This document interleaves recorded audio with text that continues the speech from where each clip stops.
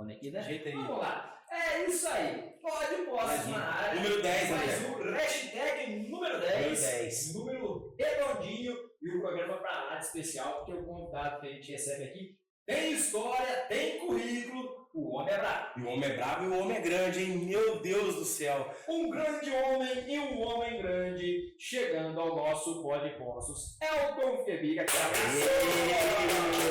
Grande mestre. Primeiro agradecer o convite dos amigos aí, né? Essa primeira oportunidade, principalmente aqui em Poços, acho que são a única ou poucas, né? Isso. E sempre falar do judô, atividade física, educação, eu acho que é um prazer, mas uma missão que a gente tem que estar passando para os pais e essas novas gerações. Vamos começar apresentando para o pessoal um pouquinho da sua história, né? É de onde, nasceu onde, veio para Poços, por quê? Depois a gente vai para o judô. Então, eu nasci em Santa Maria, no Rio Grande do Sul, e o meu pai trabalhava com vendas. Então, meu pai, de ano em ano, mudava de cidade, e eu cheguei em São Paulo com 8 anos de idade.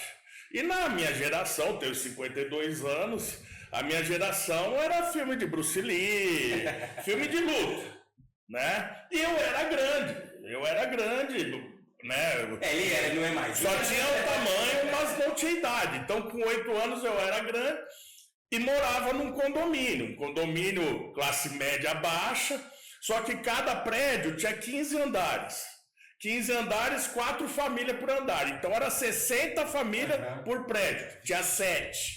Então era 420 famílias. O cardio do dia estava garantido. Não, se você for pensar, se cada família tivesse 2 filhos, era 800 crianças.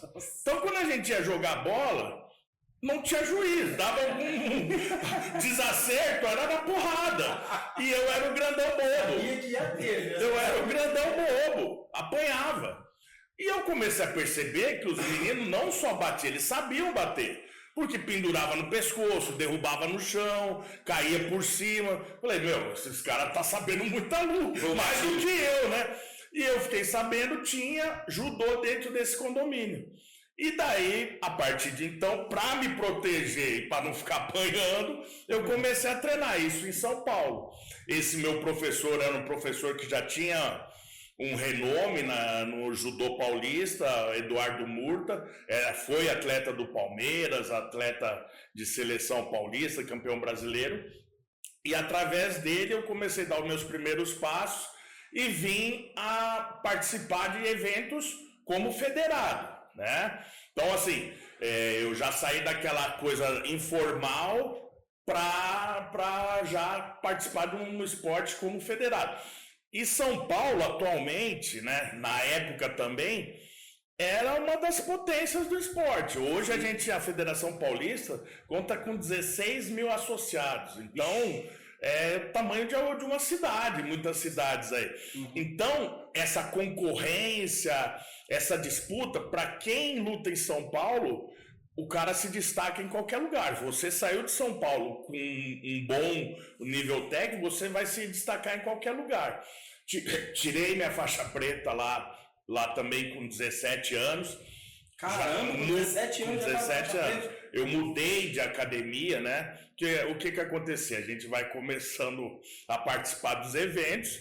Ninguém pratica para perder, né? E eu perdia com uma japonesada lá. Tinha uns japoneses, só mudavam o focinho, mas era um japonês que me batia. E eu queria saber de onde era aquele japonês, porque eu perdia, só mudava o nome, eu perdia de todos. O que tinha de especial? Era de uma academia, chamava Vila Sônia. Essa academia Vila Sônia, em 1984, o professor foi técnico da seleção brasileira. Chamava Masao Shinohara. Esse professor, ele foi o primeiro técnico de uma seleção brasileira que trouxe 3 medalhas olímpicas para o Brasil. Então, em 1984, em Los Angeles, Douglas Vieira foi medalha de prata, Walter Carmona bronze e Luiz Omura medalha de bronze. E o filho dele também era técnico e era atleta da seleção. Isso foi antes de o Rogério Sampaio? Não, antes, isso em 84, né? Então já ficou em evidência. A Vila Sônia, aqueles meninos, e eu queria ir para a Vila Sônia. Só o que aconteceu? Tá ganhando, né? O que aconteceu? Como muitas pessoas quiseram migrar para essa academia por causa do nome, da fama, o filho pegou e falou assim, não, nós não estamos mais pegando gente de fora, porque tem muito professor que está falando que a gente está assediando os atletas para trazer para cá. Eu falei, não, mas no meu caso não é assédio, não, eu estou vendo que eu estou apanhando dos caras. Ele falou, não, mas infelizmente não tem jeito. Daí eu passei uma temporada no São Paulo Futebol Clube, com 13 anos, mas descobri que esse professor, o Masao Shinohara, ele tinha uma academia bem pertinho da minha casa, era 1 quilômetro da minha casa. Então toda terça e quinta eu ia lá, eu era o maior, que só tinha criança, para treinar com ele. Daí eu treinava praticamente 1 hora, só eu e ele, me ensinando. Um treino só pra você. Me ensinando o beabá ali do esporte, né? E com isso eu já dei uma alavancada. Eu tinha nível assim de terceiro na capital. No mesmo ano eu já fui vice-campeão brasileiro. Ô, Elton, nessa época, você já sentia que era isso que você queria pra tua vida? Era o judô? Ou ainda era só pra não apanhar? Não, ali eu já levava a sério, mas eu não era o cara que vencia. E eu tinha dentro de mim essa coisa de não querer perder. Claro. Eu não queria ficar para trás. Só o que aconteceu? Chegou uma hora que o professor pegou e falou assim, não aguento mais treinar com você, já tinha uns 60 e poucos anos, vai lá para a Vila Sônia lá. E quando eu cheguei na Vila Sônia, com o filho dele, né, o Luiz Shinohara, daí eu encontrei o melhor ambiente possível, porque o que aconteceu? Eu cheguei lá em 86, com 14 anos, o Aurélio Miguel, que viria a ser campeão olímpico, estava se recuperando de uma lesão no ombro. Então, toda tarde ele vinha para fazer a fisioterapia, era a entrada de golpes. E eu era grandão, 14 anos, estava ali, eu comecei a ser sparring dele. Então, com 14 anos, a gente fazia segunda, quarta e sexta, 1000 entradas de golpes. Daí era dividido em 20 séries de 50 movimentos. A entrada é aquela que você pega no kimono e exatamente, uma repetição de movimento. Então, nós fazíamos 20 séries de 50 movimentos. Só que terça e quinta a gente fazia 20 de 20, tirando do chão. E, pô, eu ali na adolescência, com os hormônios ali, a flor da pele. Querendo, né? Querendo aprender. E eu tinha o futuro campeão olímpico e o técnico, o ex-atleta da seleção, o Luiz Shinohara, e o técnico da seleção para me corrigir. Então, assim, num curto espaço de tempo, como eu falei, de terceiro na capital de São Paulo, no Paulistano, eu fui vice-campeão brasileiro. Daí, quando eu conquistei isso daí, quando eu cheguei na faixa etária dos 15 aos 17, que é sub-18, eu já percebi que eu estava num lugar diferente. Porque daí eu já vi que a minha evolução foi totalmente diferente. Fui campeão paulista a primeira vez com 16 anos, mas daí já fui campeão paulista, campeão brasileiro estudantil, campeão brasileiro da modalidade e campeão brasileiro chamava interestadual. Então, quer dizer, no mesmo ano eu já fui 3 vezes campeão. Ganhou bagagem, né? Repeti isso em 2017. E o que aconteceu? Treinando junto com a Aurélia, a gente fazia essa preparação, eu aumentei o volume de treino, eu chegava 2 horas da tarde na academia e saía 10 da noite, não gostava muito de estudar. Tem uma coisa que eu até já vi o mestre Rangel Farias, no Muay Thai, eu já vi ele comentando que é o seguinte, uma coisa é o cara ir lá na academia, fazer o judô e tudo, faz uma horinha de treino, vai embora pra cá. O atleta de alta performance, de alto rendimento, é isso aí que você tá falando. Ele chega cedo e vai embora de noite na academia. Não, eu nem sabia disso, né? Que eu tava criando essa habilidade, né? Tava trabalhando para isso. Mas eu chegava, eu ajudava o professor a dar aula com as crianças menores. Daí eu fazia esse treino com o Aurélio para ajudar ele, mas estava aprendendo junto, né? Eu fazia 2 treinos com criança, depois o treino com adulto. Então o volume de treino, eu treinava 3 vezes por semana, 1h30, passou a ser 8 horas por dia, de segunda a sábado. E nessa época você já vivia do judô? Você já ganhava alguma coisinha? Não ganhava. Meu pai era o patrocinador, como todos, né? Isso é importante. Mas assim, já tinha alguns benefícios. Quando ganhava competições, viajava de graça, inscrições, né? E o que aconteceu? O Aurélio Miguel foi campeão em 88, eu tinha 16 anos, estava nessa faixa etária aí de transição, me preparando para o alto rendimento, e ele ganhou 2 passagens da antiga Varig. E a Varig deu 2 passagens, você vem treinar no Japão e você pode trazer quem você quiser. Daí ele viu lá entre os atletas que tinha na época quem poderia ir, o irmão dele também praticava, mas já era mais velho. Daí meu professor falou, quem te ajudou tá aí, né, todo dia, o moleque tem 16 anos, mas aguenta. Daí eu conversei com meu pai, só para pagar a parte terrestre. Era caro, mas não precisava passagem já, né? Daí com isso, eu fui pro Japão com 16 para 17 17 anos a primeira vez. O Aurélio Miguel bancou a passagem, né? Com esse apoio da Varig. E o meu pai só pagou a parte terrestre. Só que aquela coisa, né? Eu cheguei no Japão com um padrinho, campeão olímpico, treinando nas melhores faculdades. Eu não tinha idade ainda de universitário, eu tinha 16 para 17, lá a universitária é 18. Mas já saindo na porrada com os caras. Agora eu quero ver o apanhado japonês. Né? Mas saindo na porrada com os caras. Mas o que aconteceu? Era um período de 3 meses, nós íamos ficar 3 meses fazendo esse estágio lá. Ele tinha um patrocínio da Vitasai. E daí com esse patrocínio ele teve que retornar para o Brasil com 1 mês de estadia. Daí perguntou, você vai voltar junto ou vai ficar? Eu falei, já tá tudo pago aí, eu vou ficar, né? Claro. Daí fiquei sozinho. Daí aquela coisa, perdi um padrinho, aquela japonesada queria me jantar todo dia. Eu subia pro tatame, os caras queriam me espancar. Mas como é que funcionava? Você era muito louco, moradia, sozinho? Não, morava no alojamento com os estudantes. Né? Só que lá no Japão tem uma hierarquia. O universitário é dos 18 aos 22. Então o 4º ano manda em todos, o do 3º manda no 2º, no 1º, do 2º manda no 1º, o 1º não manda ninguém. E todo mundo queria me bater. Então nessa ali foi uma prova de vida, não só de judô. Né? Então eu tive que superar muita coisa que a gente fala assim, foi lá, aprendeu a técnica. Aprendi a técnica, mas eu aprendi muito mais o espírito, aquela resiliência. E outra, se você se faz de vítima, é o que eu falo, é igual botar o gato no saco e bater, entendeu? Você começa a apanhar, todo mundo quer bater, entendeu? E nessa experiência do Japão, o que tem de tão diferente, né, principalmente no judô, que é o nosso assunto aqui, que faz do japonês ser tão forte nisso? Primeiro, na época, a quantidade de atletas. Então, um número, como é o país que criou a modalidade, é um número... É igual o futebol aqui no Brasil. Exatamente. Todo mundo pratica. Na escola tem como atividade aliada à educação física. Lá, com 15 anos, você já é faixa preta.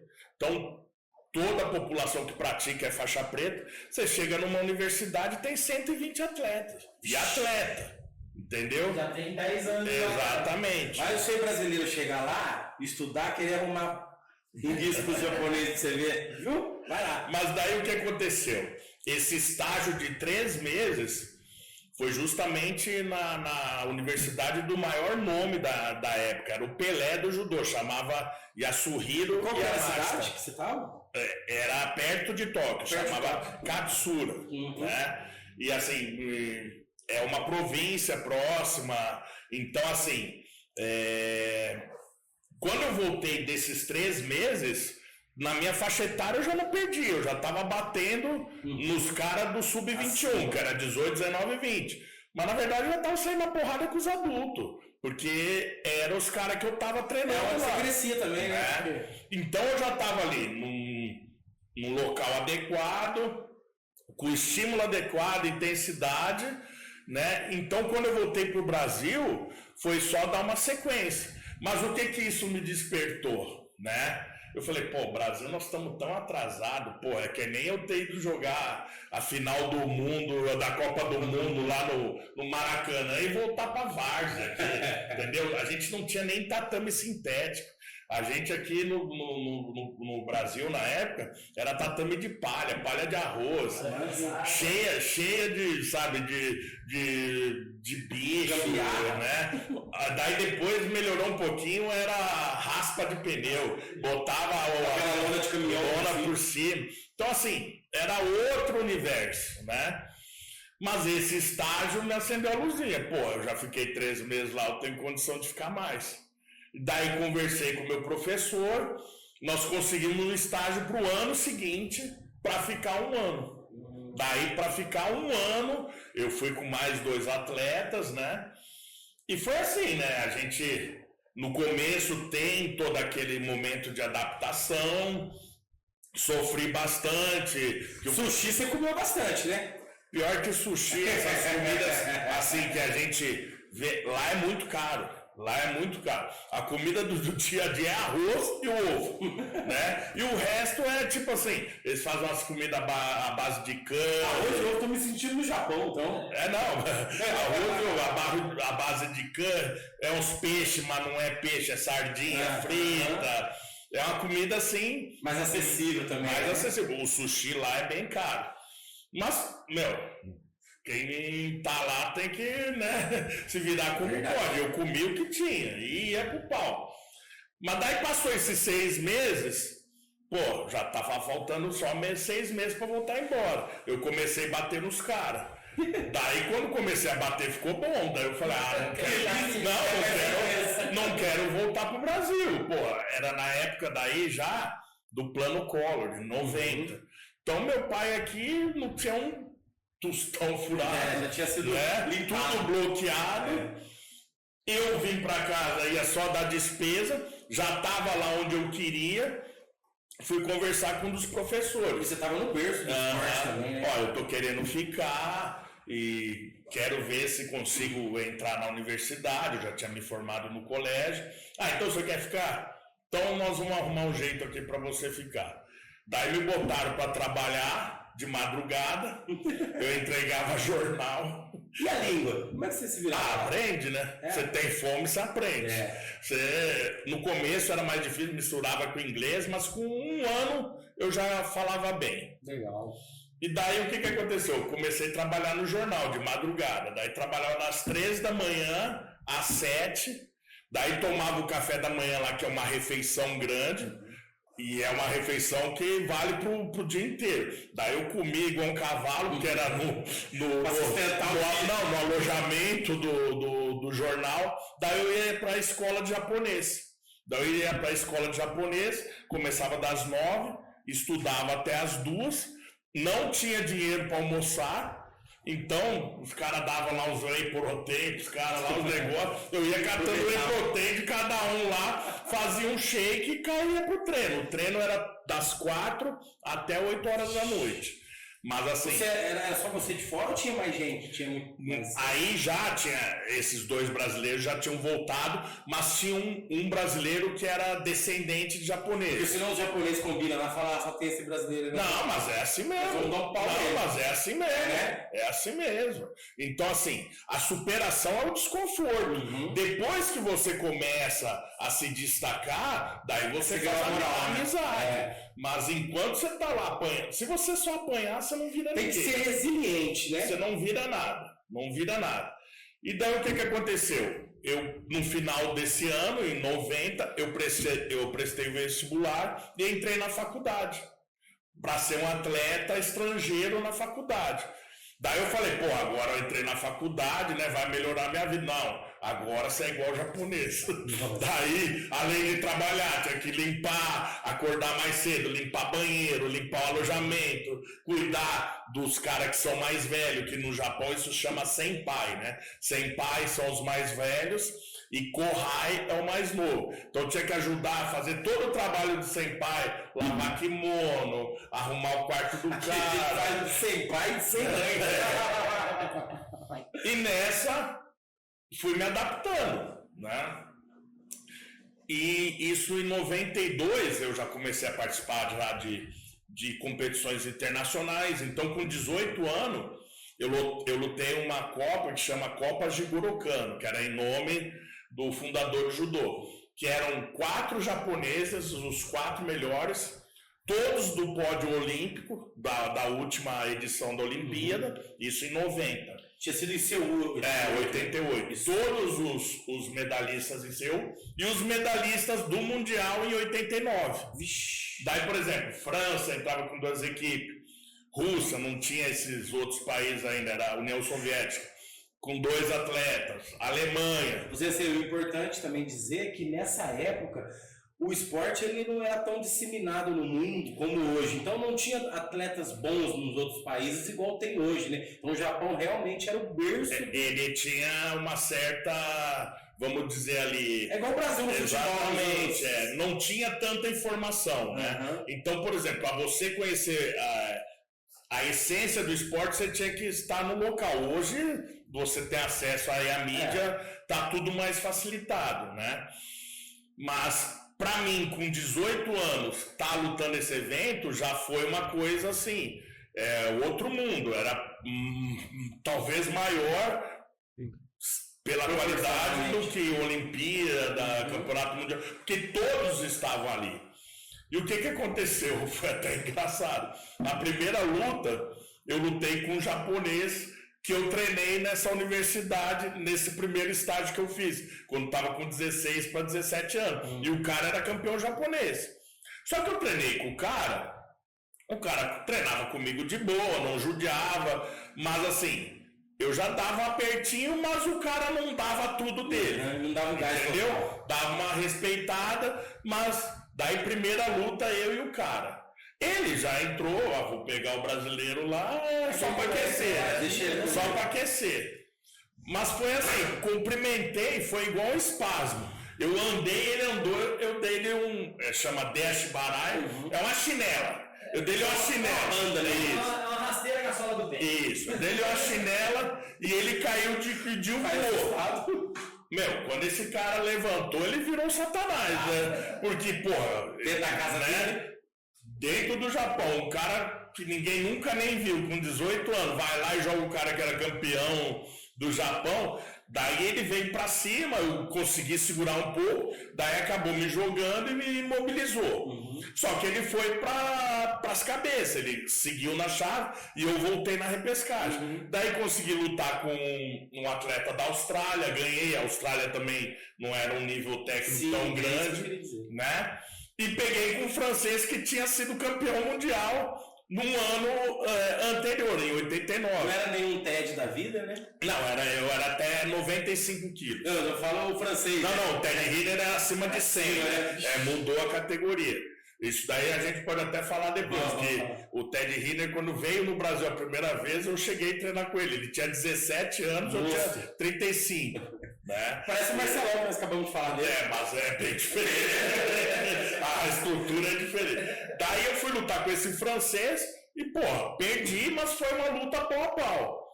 E tinha no mesmo evento o absoluto. O absoluto não tem peso, né? Daí cada país escolhe 2 atletas lá. Eu falei, não, eu vou lutar. E fiz na primeira luta com o russo, que era campeão mundial dos pesados. Porra, lutei, o cara... Era bom, maturei. Eu vi que o cara tinha 2 braços, 2 pernas. Foi aquela coisa de encostar no cara e o cara te mandar lá pra Cochichina, né? Eu durei, consegui lutar 3 minutos com o cara. Como se diz. Daí eu falei, eu tô distante, pode ser pela falta de experiência, pela idade, mas dá pra chegar. Então foi ali que me abriu esse horizonte. Daí em 91 eu já participei de mais competições internacionais, já comecei a participar das competições pela universidade também, e ali começou a minha trajetória, né?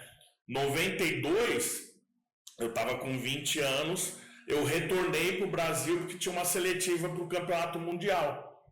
E foi quando o Rogério Sampaio foi campeão em Barcelona. O Aurélio tinha ido e perdeu para o húngaro, ficou na 7ª posição, né? E eu fiz a minha preparação no Brasil junto com o Aurélio. O Aurélio se preparando para ir para a Olimpíada e eu me preparando para ir para o Campeonato Mundial Sub-21. Nessa época você já vivia no esporte? Vivia no Japão, eu tava no Japão. Aqui você não tinha uma estrutura, né? Eu tinha voltado, eu tava morando na casa do sensei, na academia, para poder treinar o dia inteiro, entendeu? Entendi. Nessa época eu fiquei 2 meses aqui no Brasil, eu fiquei dentro da casa do meu professor para poder treinar tudo. Viver, né? E o Aurélio, a gente fazia a preparação junto. Daí fui nesse Mundial, né? O Aurélio tinha perdido a Olimpíada. Daí eu cheguei como sucessor do Aurélio Miguel, o cara que tinha chance de ir lá, porque o húngaro que ganhou dele foi campeão olímpico. E esse cara tinha 20 anos, também ia estar participando desse Mundial. E a chave, do jeito que caiu, eu ia cruzar com o cara na final. E daí, eu já botei como foco ganhar do húngaro, né? Que se eu ganho ali, eu faço o meu nome. E fui primeira luta. Primeira luta fiz com um atleta da França, ganhei por um estrangulamento, ganhei tranquilo, ganhei do holandês, tudo no chão. Porque no Japão a parte de luta no chão era bem forte. Peguei também no estrangulamento, peguei na finalização. Peguei o inglês no armlock, né? E na semifinal fui com o coreano. O coreano enjoado, sabe, cara grande, mas eu tava bem na luta e foi uma coisa assim bem distinta. Eu lembro que tava o técnico aqui sentado na cadeira e o meu técnico, o Luiz Shinohara, na arquibancada, e eu via ele gesticulando para mim. E eu tava bem, eu tava com a vantagem na frente no placar, né, uma punição. Eu olhei pro placar, o Shido, eu olhei pro placar, 50 segundos. Eu olhei para ele falando um pouquinho lá, olhei pro técnico aqui, Hajime, começa a luta. Eu estendi o braço, o coreano me deu um golpe. Me jogou em 1 segundo, me jogou de vazare, que é quase o Ippon. Só que caiu por cima e ficou no chão. Daí quando levantou, faltava 15 segundos, eu perdi a luta. Daí ele foi para a final com o húngaro. Mas eu fiquei indignado. Na minha cabeça, eu não posso nem falar o que eu pensava aqui. Mas eu ia ter que voltar para disputar o bronze. Né? Mas o que eu fiz? Como é que eu deixei? Eu ficava um mantra na cabeça ali, eu fiz tanto para chegar até aqui. E uma desatenção de aconteceu isso. Enfim, cheguei na medalha de bronze, fui fazer contra o atleta do Canadá, daí joguei de pom, tranquilo.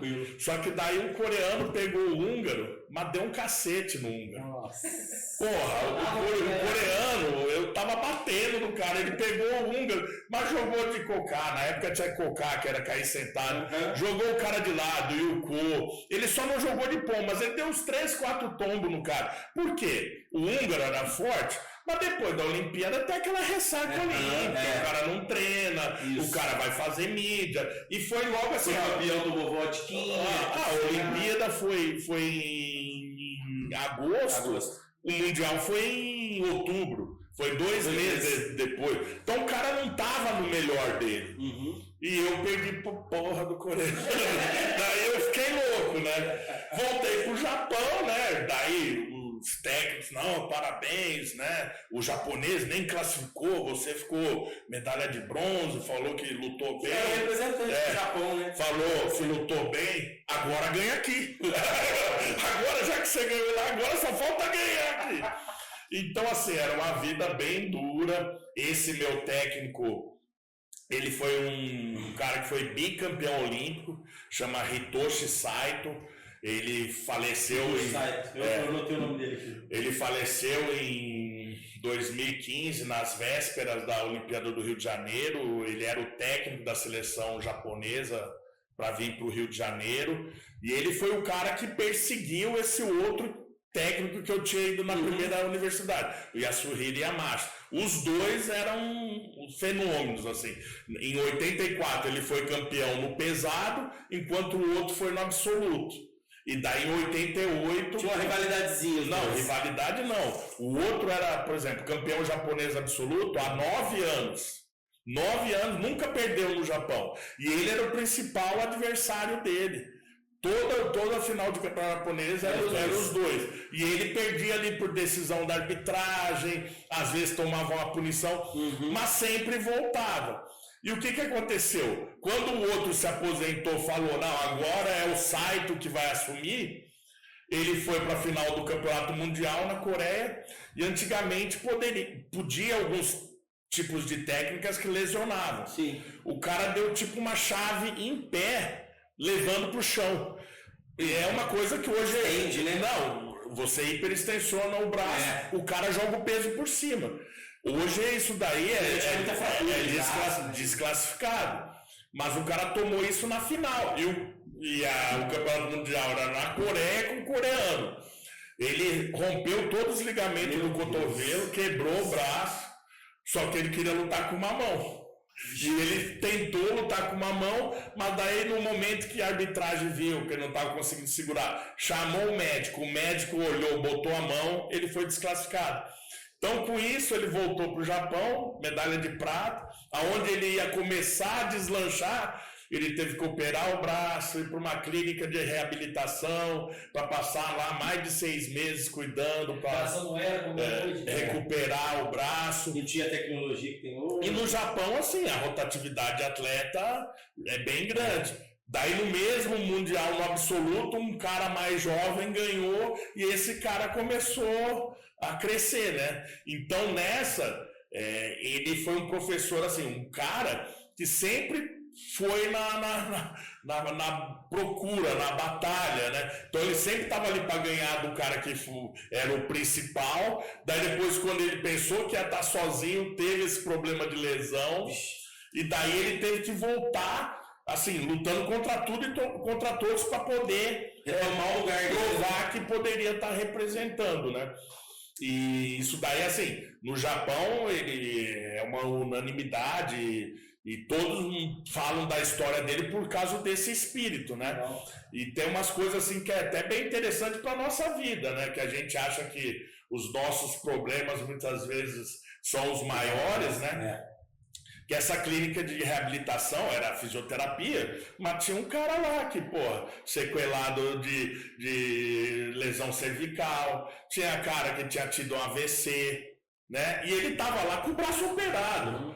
Daí, por exemplo... Tinha gente da vida real. Não, situação. O cara deixava cair lá uma colher, ele ia pegar para ajudar a pessoa. O cara não, começava a chorar, porque ele tinha que pegar aquela colher, que aquilo ia fazer parte do dia a dia. Então, aí que ele pôs na cabeça. Enquanto eu tô reclamando da minha vida aqui por uma lesão no esporte, tem gente que está lutando pela vida, né? Então, assim, são coisas que nos motivam e também fazem a gente pensar, né? Que a gente parar de ser vítima, né? A gente tem que se colocar na condição sempre de buscar nosso melhor. Isso mesmo. Ô, André, você deu um gancho para mim, que agora na última Olimpíada agora tivemos muita...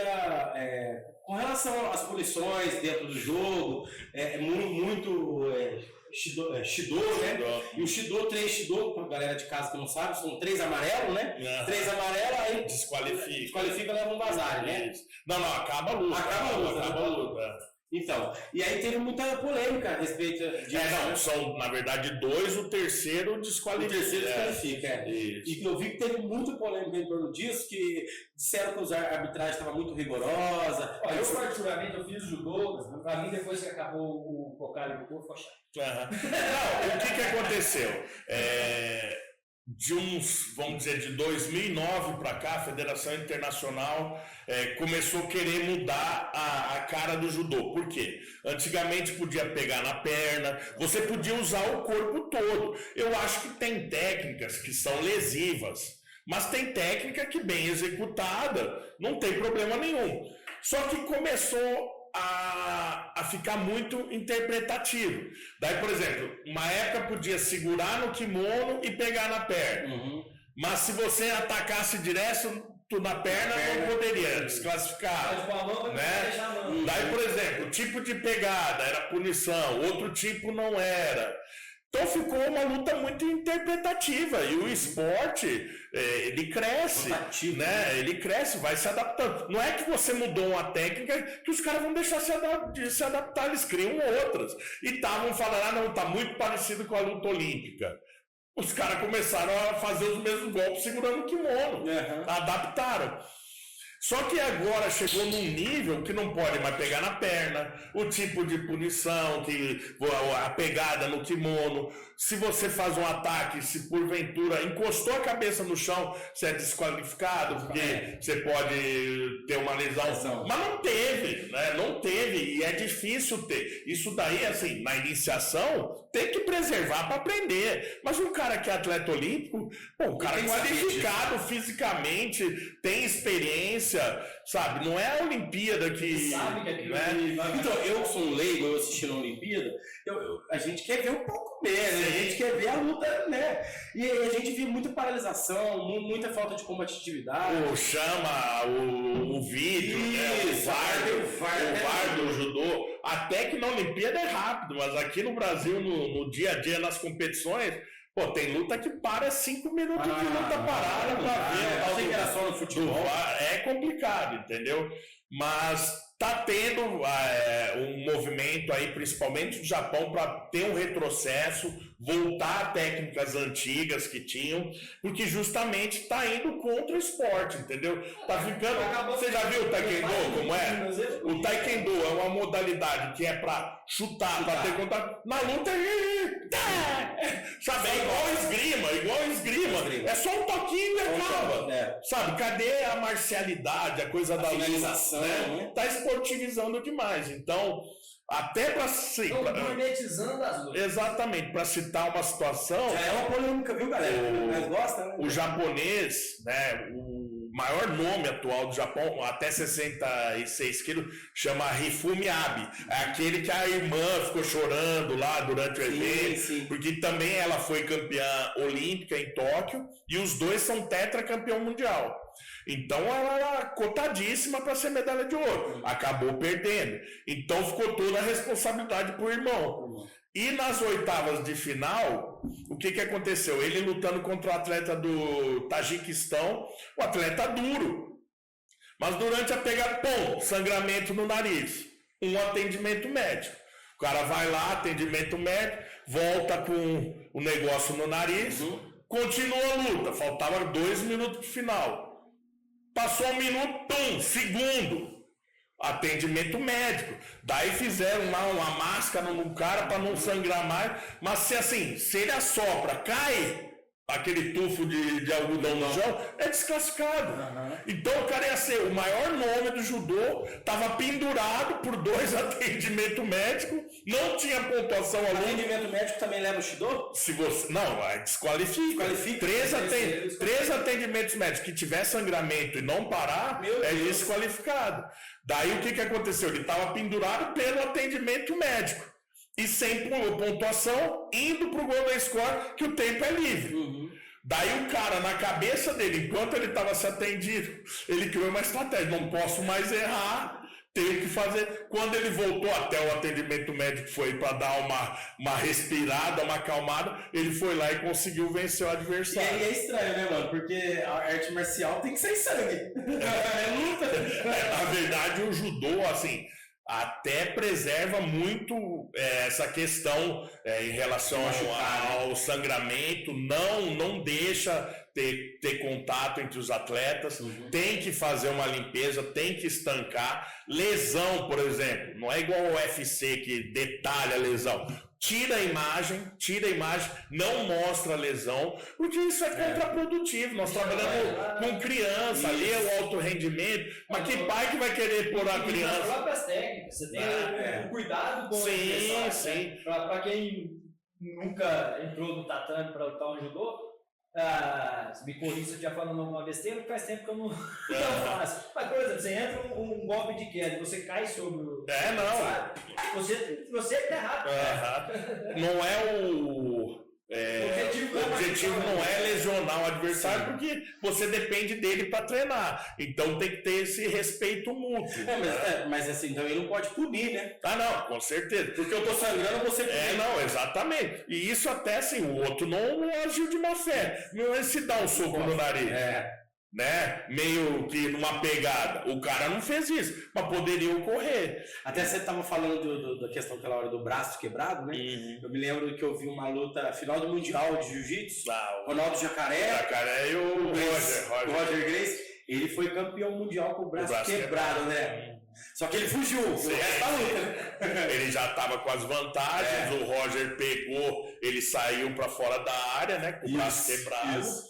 Mas você falou na minha cabeça. Não. Mas assim, eu também sou faixa preta de jiu-jitsu, eu vejo bem distinto esses dois caminhos. O judô é muito mais para preservar, trabalhar, por exemplo, a gente quer formar para a vida, né? O jiu-jitsu muitas vezes tem essa coisa muito competitiva, combate, né? Tem o seu benefício, lógico que tem o benefício, mas tem que ser bem explorado, né? Eu acho assim que hoje, aqui em Poços até, né, a gente tem algumas dificuldades assim em todas as áreas desportivas, mas é justamente pela formação dos profissionais, né? Então hoje, por exemplo, eu para ser professor, eu tenho que ser faixa preta, eu cursei 2 faculdades, tenho especialização, eu tenho meu berço, né? Tenho o meu CREF, tenho meu licenciado e bacharelado em Educação Física, especialista em Fisiologia do Exercício, Educação Física com ênfase em artes marciais, tá certo. Nós vamos fazer só um programa para falar da especialização que você aceita. Então, assim, e aqui o que a gente vê? Um esporte muito ainda engatinhando, então nós temos liga. Liga é um conjunto de amigos. No nós 3 aqui, chama mais uns 2, vamos fazer um evento aí. Daí a gente se gradua entre si, cobra entre nós os eventos. Então, assim, não é uma coisa que, vamos dizer, é organizada, mas não é reconhecida pelo Comitê Olímpico Brasileiro. Hoje o que é reconhecido pelo Comitê Olímpico Brasileiro são as federações, a CBJ. Nenhum atleta de liga participa de uma seletiva olímpica, né? E aqui tem isso, né? Daí a gente não sabe a formação dos profissionais, a capacitação não só dentro da modalidade, mas técnica, que eu acho assim, a educação física não é essencial, mas é bom ter para você o quê? Saber a maturação, respeitar o limite. Você trabalha com criança. É igual aquela coisa, você pode ir na farmácia pegar o remédio com o farmacêutico, por indicação de alguém, ou você vai numa consulta médica com um especialista, né? Aí vai de acordo com cada um. Então, assim, aqui em Poços de Caldas acaba ocorrendo essa situação. Como foi a tua vinda aqui para a cidade? Como é que Poços entrou na tua vida? Então, eu tive já alunos de Poços lá onde eu trabalhava em São Paulo, que eu hoje sou coordenador técnico do Centro de Excelência. Isso daí é um centro de preparação olímpica para os atletas da base. Então, os atletas chegam com 15 anos, ficam para lá até 22 anos, mais ou menos, e de lá eles saem para os clubes que vão formar as equipes. Tem judô, atletismo, handebol, ginástica olímpica, tem uma série de modalidades, né? E eu sou o coordenador técnico lá. Eu já fui atleta desse local por mais de 15 anos, tive como professor uma época, daí depois que eu vim para Poços, eu entreguei na mão de outras pessoas, e depois da pandemia, né, nós perdemos muitos professores com qualidade, pessoas assim que tinham um conhecimento que a gente não vai conseguir resgatar, né? Professores que eram do Japão. E como eu tenho essa facilidade, tanto eu aprendi lá, mas convivi muito com esses professores, eu achei que era o meu momento de dar uma contrapartida para o esporte. Então, voltar para São Paulo, nesse centro de excelência, eu vou lá, fico de domingo a terça-feira, para justamente o quê? Resgatar esse judô da criançada, fazer eles aprender o fundamento corretamente, que vai ser para o resto da vida. Hoje não adianta a gente fazer o fundamento para ganhar a competição, ganhar a luta. Sim. A gente tem que fazer o fundamento para... Ensina 2, 3 golpes. Exatamente, para preparar para a vida toda. Então eu estou fazendo esse trabalho. E você leva os garotos daqui para lá? Atualmente não, já levei 2 atletas daqui, eles inclusive saíram daqui e foram para o SESI. O SESI hoje é uma das equipes que mais investe no judô de base em São Paulo, assim, eles têm um investimento muito alto. No esporte especializado no geral, eles têm time de vôlei na Superliga, né? Então assim, o nosso trabalho lá é revelar, mas enfim, eu vim aqui em Poços em 2003. Não sei se vocês lembram, tinha um circuito Banco do Brasil. Lembro. E foi realizado um evento lá no Parque Municipal. Lembro. E eram os melhores atletas de cada categoria.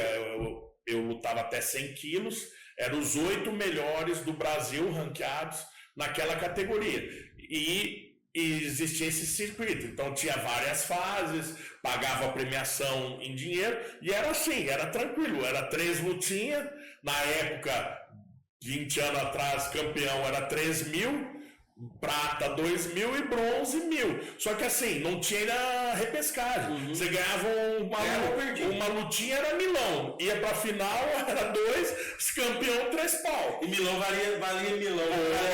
Milão naquela época era grana, porque o salário era 250. Então assim, era uma graninha. E tinha esse circuito. Daí eu vim pra cá, todos os circuitos eu medalhava, ganhava dinheiro. Era segundo, terceiro, às vezes no primeirinho, tava sempre ali beliscando. E eu vim pra cá, tava mudando de vida lá de São Paulo também, tinha me separado. Cheguei aqui, perdi. Puta, saí sapateiro. Imagina a cidade, né? É igual você sair pescar e voltar com o sapato na mão. Voltei sapateiro pra casa, né? Sem dinheiro, puto da vida, né? E na época, isso daí tava tendo ENAF, tava tendo o Dia do Trabalhador, foi uma festa no parque, uma praça ali no Palace ali, show do Fala Mansa, não sei o quê. Confusão. E tava lotada a cidade, na época que o ENAF pegava mesmo. E toda aquela galera do judô lá, tudo doido, né, meu? Com dinheiro na mão, os caras tudo alucinados. Mas sabe quando você não tá naquela vibe? Você perdeu. Eu tô duro, gente. Vocês estão... Já tava me separando da mulher, né? Daí eu falei, pô, eu vou para outros lados. Que fase. Os caras foram para um lado, eu fui para o outro. Daí passei ali na frente do post-top, né? Era a germânica, né? Isso, uma mesa cheia de mulher. Aí eu peguei e falei, vou sentar aqui. Na mesa das mulheres, né? Daí eu falei, eu posso sentar aqui, eu sou de fora, eu tô querendo algumas informações sobre turismo. Você não dá aula só de judô, você tem que dar aula de como chegar, né? E daí cheguei, sentei lá, comecei a conversar. Daí a mulher também não me dava muita bola, me dava umas patadas, mas a conversa que a gente foi tendo tinha bastante coisa em comum, né? E daí... Vai falar que ela tava dura também. Não, tava melhor que eu. Mas na verdade, ela também já tinha saído num relacionamento, enfim, também trabalhava e... Daí assim, a conversa rolou, deu certo, vida, né? E daí hoje já são 21 anos, né, que eu tô aqui em Poços de Caldas, minha filha nasceu aqui, fez 20 anos. Aí eu pergunto, é aquela mulher lá do bar ou não? A mesma do bar, E no lugar mais improvável que eu fui encontrar ela, que era no bar, porque ela não frequenta esse ambiente, né? Mas foi uma coisa assim, daí eu vim pra Poços, eu falo, tem gente que vem com coisa de Deus, eu vim pelo amor, né? Eu vim pelo amor. O lutador de judô veio o coração do você. Até pra fazer uma média, né? Mas enfim, mas eu vinha todo final de semana e continuei trabalhando em São Paulo. E o amor foi grande, né? O cara fica voltando. Em 2004 eu casei, mas aqui em Poços não tinha condição de me manter aqui, né? Aqui era bem assim, ainda... Era mato ainda. Amador, né? Tinha o professor Sensei Matsu lá, mas não tinha iniciativas assim de não era o método que você estava acostumado, de apoio ao esporte. Eu estava em São Caetano nessa época, que era uma das equipes mais fortes do judô nacional, e eu coloquei um objetivo, não, vou ficar num 2004 a 2008, que seria um ciclo olímpico, vou fazer meu trabalho aqui, eu ainda era atleta, mas já estava fazendo essa transição para a parte técnica. Vou acabar de fazer isso daqui e depois eu vou ver o que eu faço da minha vida. Só que minha filha nasceu, né?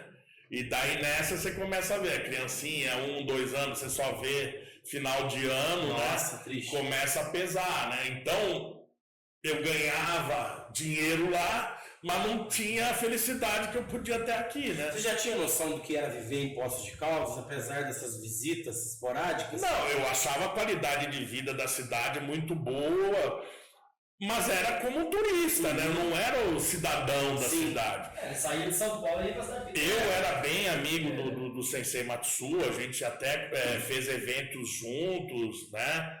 Mas daí, quando 2008, né, minha filha já estava com 4 anos ali, ia entrar na escolinha, eu comecei a pesar, pô, eu tenho que ir para lá, já estou com uma estrutura melhor, eu vou colocar o judô nas escolas e montei uma academia, né, em parceria.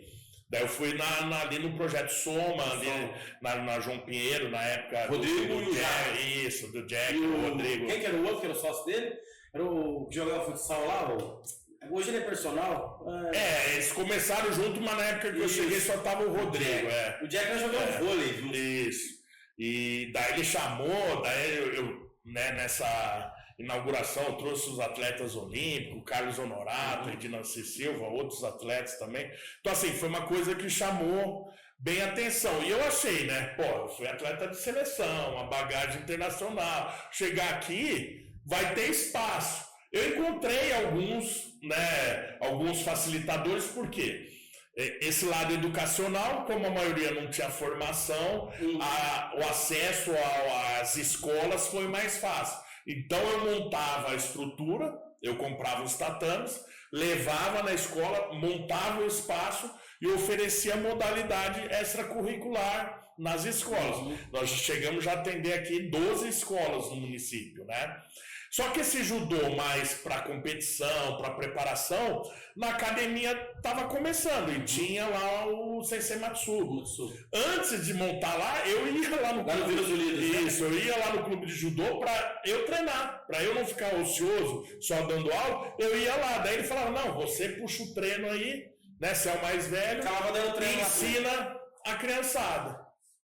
Só que isso daí foi 2, 3 meses. Né? Quando eu fui abrir o meu lugar, teve uma molecada que veio comigo. Saiu de lá e veio atrás, porque viu a qualidade.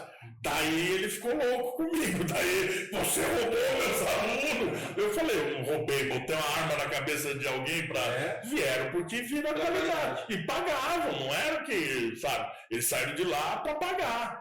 Então, assim... Daí já ficou uma coisa mais difícil, porque aqui, a referência do judô era o Sensei Matsu, aqui já tinham a liga. Eu, por exemplo, eu acho que a liga é um caminho, assim, é uma iniciação. Mas se você realmente quer formar, tem que ser a federação. E eu não federo nem por Minas, porque Minas também, por ter várias ligas, vários problemas. Essa é uma pergunta que eu notei aqui, que eu ia te perguntar, por que você compete por São Paulo e não Minas? Porque justamente, apesar de Minas ser um estado gigante, que poderia ter um enorme potencial, todo mundo quer mandar. E daí criam-se essas ligas. A federação, que é o órgão regulamentar, tem 1.000 alunos, de criança até adulto, que é muito pouco. Então, muitas vezes você sai daqui de Poços, viaja 500 quilômetros para chegar em BH, chegar lá, a criança ganhou a vaga para o brasileiro sem lutar. Sem lutar. Eu tive uma amiga que fazia o judô, era daqui de Cabo Verde, do lado, e ela sempre foi um pouco maior que a turma também. Ela disputou todos os campeonatos possíveis ganhou praticamente todos sem ter. Sem lutar. E daí, aqui já não tem apoio. Daí você conseguir recurso para mandar para o Campeonato Brasileiro. Rio de Janeiro, a região é Minas, Rio de Janeiro, Espírito Santo e Bahia. Pô, daí você tem que arrumar um recurso. O cara que nem lutou, sabe? E outra, ficar enganando, sabe, a criança, você tá entre os melhores, mas sem lutar. Né? Em São Paulo, aqui a gente vai em Ribeirão, 200 quilômetros, tem 1.000 crianças. Vai em Campinas, 150, é mais 1.000. Vai em Mogi, Aguaí, tem gente em tudo que é lado. Então, assim, como eu já tenho esse vínculo com a Federação Paulista, para mim seria muito mais fácil para Minas, né? Mas não é de verdade, não é de verdade. O que acontece? Hoje Minas tem o judô, mas é o Minas Tênis que manda. A partir dos 18, vamos dizer, dos 15, 16, o sub-18, só dá Minas.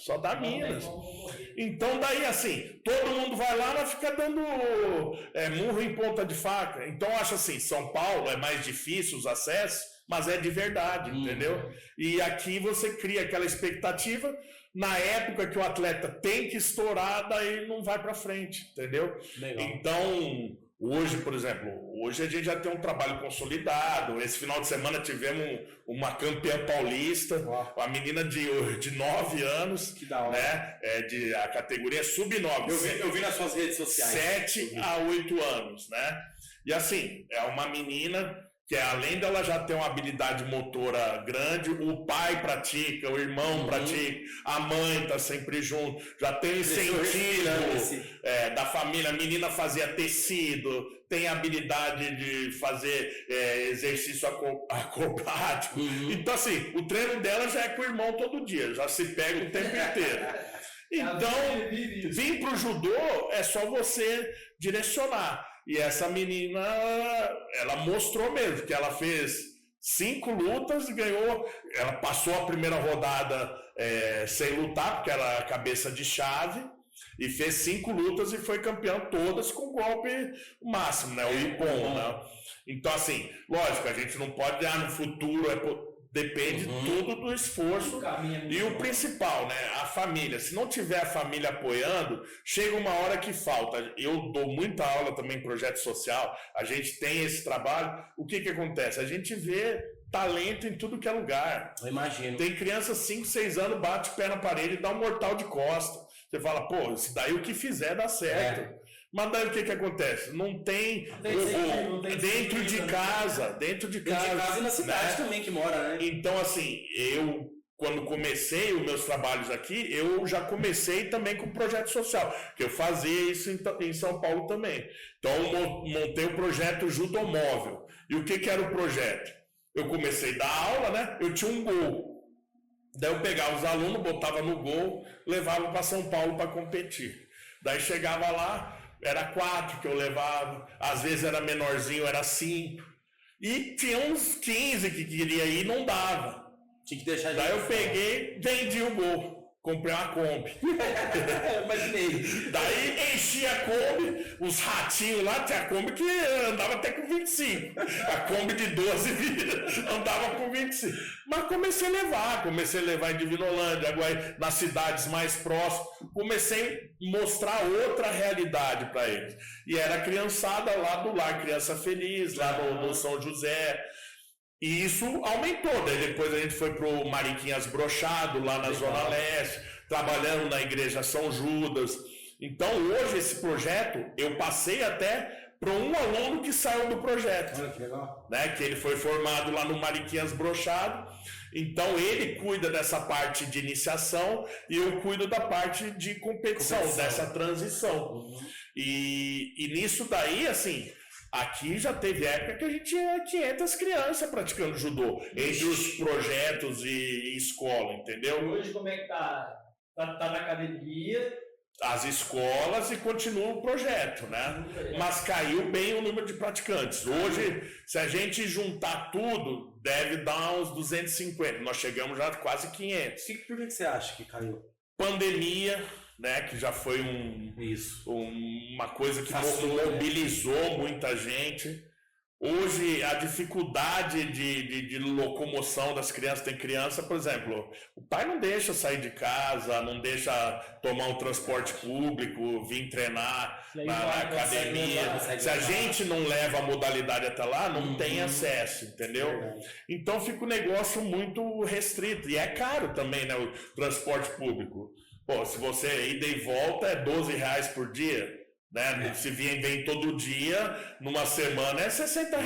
Então vamos aumentar esse número agora. Quem quiser fazer parte dos projetos da academia, onde procura, quem procura, jeito procura. Isso. Ó, os nossos projetos são todos vinculados à Secretaria de Esporte, à Lei Municipal de Incentivo ao Esporte, que é uma das iniciativas aqui que mantém e dão essa adesão à criançada, né? Em vulnerabilidade social, que não tem tanto acesso aí. Então, dos caminhos é assim, o Lar Criança Feliz, que é lá internamente, ou lá no CRAS do Itamaraty. Né? Lá é o professor André, é o projeto Renovação Judô, né? Renovação Judô, porque justamente começou depois da pandemia, era o judô móvel que a gente passou para ele. E o meu, que é o projeto da academia, mas é drenando esses que têm a iniciação para a academia, para fazer um treinamento mais sistemático. Isso. Mas tem rede social, telefone? Tem tudo. O próprio projeto é Judô Móvel Nova Era. Vamos colocar aqui para galera. A nossa academia chama Nova Era Gym, ali no posto Pampa, né? Bem em frente à delegacia, perto da churrascaria do Pampa, mas já é para o pessoal que já está treinando, entendeu? Que já está participando. Não, a academia nós atendemos a partir de 3 anos de idade, mas daí não faz parte do projeto, né? Iniciação. É iniciação. E os projetos são pela prefeitura, daí são gratuitos. Legal. Esse ano a gente distribuiu o kimono, a gente paga a inscrição dos eventos. Agora com outro projeto que é o patrocínio direto da prefeitura, nós conseguimos transporte, então já levamos para lutar no Palmeiras, no Corinthians, foram para Piracicaba, tiveram oportunidade de conhecer atleta olímpico que estava lá, o William Silva, que foi medalha de prata em Paris. Então assim, para essa criançada, a gente pensa, é competição. É competição, mas é formação. A gente quer que eles... a competição para a vida, entendeu? Que eles possam estudar. E os destaques ainda que tiverem aqui, a gente consegue levar ainda para São Paulo também.